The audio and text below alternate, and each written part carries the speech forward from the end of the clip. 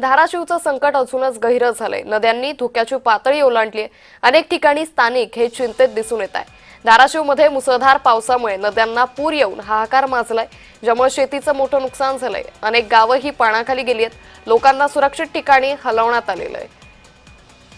धाराशिवचे संकट अजूनच गहिरं झालंय।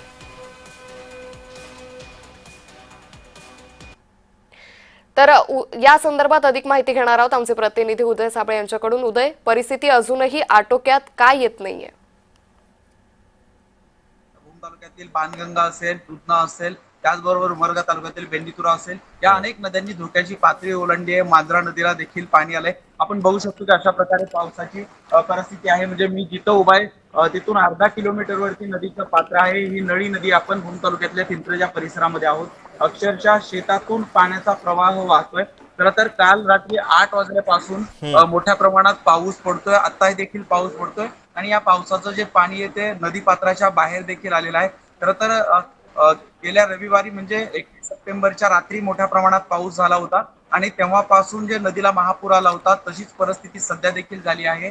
आज देखील मोठ्या प्रमाणात रात्री पाऊस पडलाय आणि नद्यांनी धोक्याची पातळी ओलांडलेली आहे।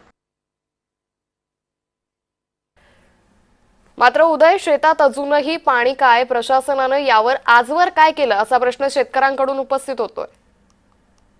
अक्षरशः आपण जर बघितलं तर या जिल्ह्यातल्या पूर्ण शेत शिवारामध्ये गुडघ्या इतकं पाणी साचलेलं होतं आणि आता परत रात्री अजून पाऊस सुरू झालाय। त्याच्यामुळे प्रचंड मोठ्या प्रमाणात शेत शिवारात पाणी साचलंय। सोयाबीन असेल, जे काही पिकं असतील, फळबागा असतील, त्या पिकांमध्ये पूर्णपणे पाणी साचलंय।